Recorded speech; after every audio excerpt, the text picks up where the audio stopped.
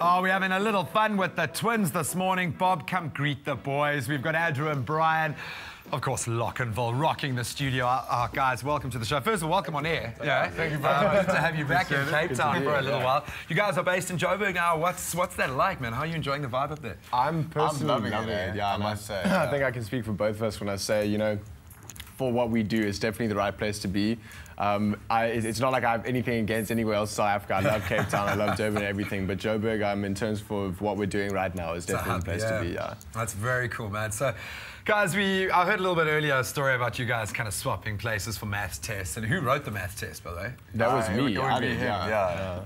Because I just didn't feel like it. But obviously, you guys have the opportunity to have a little bit of fun. Do you play pranks like that often now?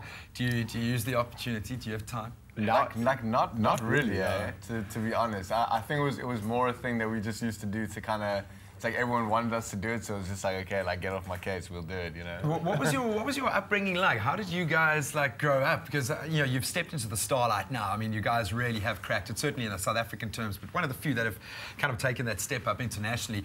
Where did you guys grow up? How did you guys sort of get to this point? It was just a lot of grinding away all the time. You know, we've always known that music was what we wanted to do, and we started out actually 100% rock when we were about 11 years old. Yeah. And yeah, 100%. And then we went like full on rap when we were about 15. Yeah, and then started molding into more electronic / hip hop, because that's basically what we listen to all the time.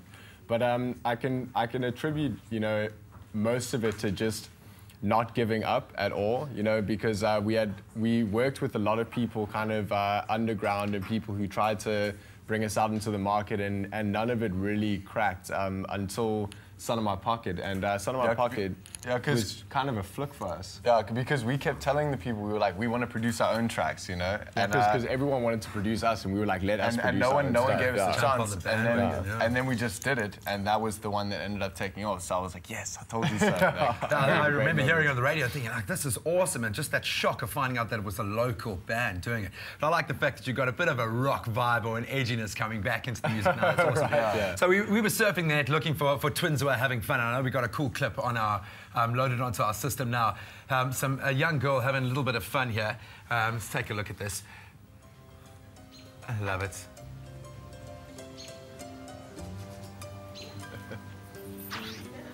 Too sweet. It's like one of those gag things.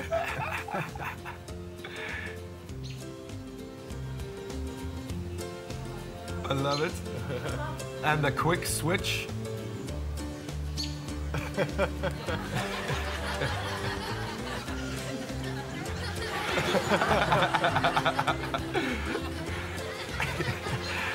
Yeah, if this was South Africa, there'd be a cop very close by.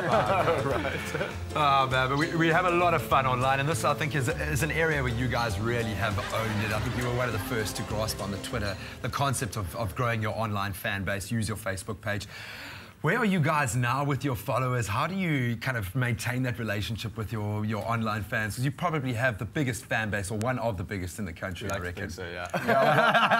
Well, I mean, that deserves a bit of first one there, bro. Yeah, it's really important now. I mean, it's basically it's your own free advertising. So I mean, it's silly not to take advantage of it. I mean, it's so easy, like with phones and everything, you can just constantly keep updated on the go.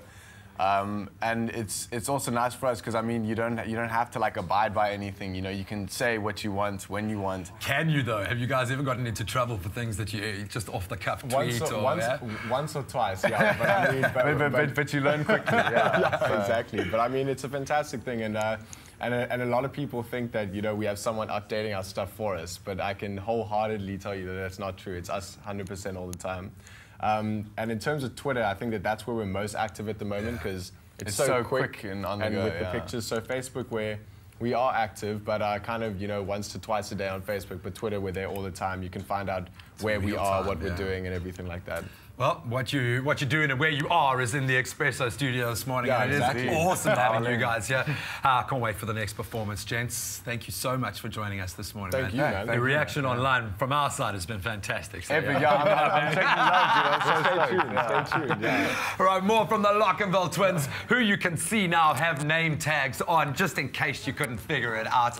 A mad Tuesday Espresso show continues. Let us know what you think of the twins on our Facebook page, or you can catch them on Twitter, Locnville, @Locnville.